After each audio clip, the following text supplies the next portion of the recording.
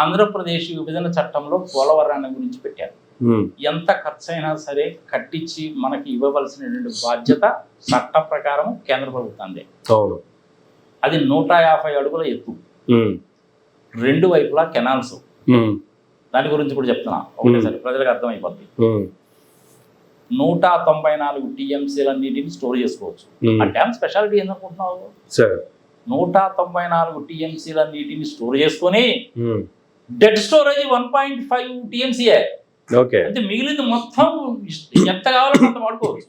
అది ఆ dam speciality. Vizag వైపు పోయేటువంటి కెనాల్ ఏమో ఇంచుమించుగా 180 కిలోమీటర్ల పొడవు. ఇటు మన విజయవాడ వచ్చేటువంటిదే 174 కిలోమీటర్ల పొడవు. ఇంచుమించుగా 7.5 లక్షల ఎకరాలకి కొత్తగా నీటిపారుదల సౌకర్యం వస్తుంది. కృష్ణా, గుంటూరు, ప్రకాశం జిల్లాలో స్థిరీకరణ దొరుకుతుంది. 2 గంటలకు నీళ్ళు వస్తాయి. ఇది నేషనల్ వాటర్ గ్రిడ్ లో ఒక భాగం. మరి ఇప్పుడు దాని హైట్ తగ్గిస్తాము అని కేంద్ర ప్రభుత్వం వాళ్ళు అంటే ఎంతకి? 135 అడుగులకి. మరి ఇది వెన్నుపోట కాదా? నిజంగా మీరు అన్నట్లు జరిగితే రాష్ట్ర ప్రభుత్వం లేదా చంద్రబాబు నాయుడు గారు దానికి అంగీకరిస్తే ఇంతకంటే పెద్ద వెన్నుపోటు రాష్ట్రానికి ఉండదు. ఇంకా అంగీకరించాడా లేదా అనే సంగతి మనకు తెలియట్లేదు. అదే అందుకే డాక్యుమెంటేషన్ అనేటువంటిది ఇంతవరకు బయటికి రాలా. అవును, కేవలం చంద్రబాబు నాయుడు గారు డాక్యుమెంట్ మీద సొంతకం పెట్టాడు, మనకేం తెలుసు? ఇప్పుడు మోడీ గారు చైనా వాళ్ళు 4064 స్క్వేర్ కిలోమీటర్లని ఆక్యుపై చేశారని అదే పనిగా సుబ్రహ్మణ్య స్వామి గారు చెప్తుంటే ఇది అబద్ధము, ఇది కాదు అని చెప్పి ఇంతవరకు మోడీ గారు ఖండించలా. అదే విధంగా ఈ పోలవరానికి సంబంధించింది కూడా. మరి ఇది కనుక జరిగిందంటే ఇంక ఇంతకంటే వెన్నుపోటు ఇంకొకటి ఉంటుందా? ఢిల్లీ నుంచి లీగులు వస్తున్నాయి, ఇక్కడేమో ఏం స్పందన లేదు. వాళ్ళు ఏమంటారు? కాసేపు రిహాబిటేషన్ మేము ఇవ్వము, డ్యామ్ కట్టుకోవడానికి ఇస్తా ఉంటాడు. పవర్ ప్రాజెక్టు 980 మెగావాట్లు ఉత్పత్తి చేసేటువంటి పవర్ ప్రాజెక్టు మాకు సంబంధం లేదంటారు. ఇవన్నీ కూడా ట్రంప్ కార్డు ప్లే చేస్తుంటారు అనమాట. ఏమంటారు చూద్దామని. మరి ఇది వెన్నుపోట కాదా?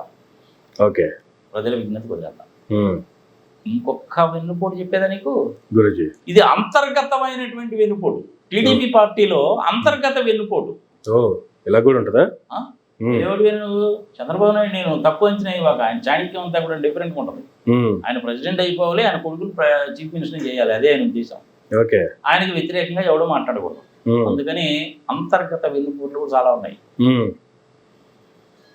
ఫస్ట్ పడినటువంటి వెన్నుపోటు ఎవరికి పడింది అంటే బుచ్చే చౌదరి గారికి పడింది. ప్రతిసారి గెలవడమే తప్ప ఒక్కసారి కూడా కేబినెట్ లోకి వచ్చిన పరిస్థితి దాఖలా లేవు. ఇంతకుముందు కేబినెట్ లో ఉన్నాడు ఆయన. చంద్రబాబు నాయుడు గారు వచ్చిన తర్వాత ఆయన వెనక బెంచీలో కూర్చోబెట్టాడు. నేను నిజంగా ఆయన గెలవాలని చెప్పి చాలా కోరుకున్నాను.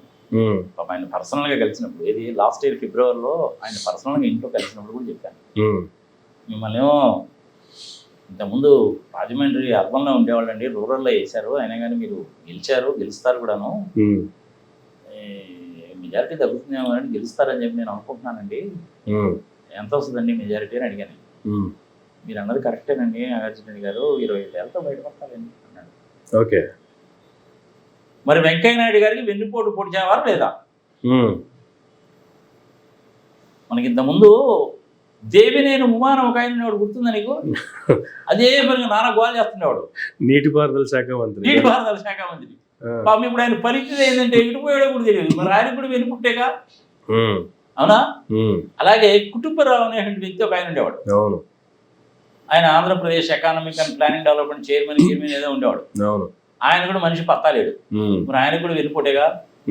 అదేవిధంగా ఇంకొక ఆయన ఉన్నాడు, మధ్యలో నోటికి వచ్చిన అండమైన వాగుడు వాగి మధ్యలో మలేషియాను మారిషియస్ ఎక్కడికో పోయి మళ్ళీ వచ్చి అరెస్ట్ అని సంఘ సంవత్సరం. ఆయన పేరేదో నాకు గుర్తు రావడం. నాకు కూడా టీవీ ఛానల్స్ ఒకటి 2 సార్లు కనబడు. పాప మంచి మిత్రుడే లేదు నాకు కూడా.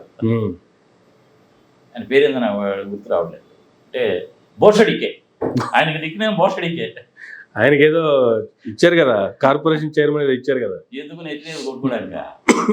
మరి అది కూడా వెన్నుపోటేగా. కానీ చెప్పుకుంటూ పోతే చాలా వెన్నుపోటు ఉంటాయి. ఇంతవరకు చాలా అనుకుంటాం ప్రజలకి ఏమైనా 3-4 తెలిసి ఉంటే కనుక కింద కామెంట్స్ లో పెట్టండి. నేను చెప్పిన దాంట్లో తప్పేముందేమో చెప్పండి.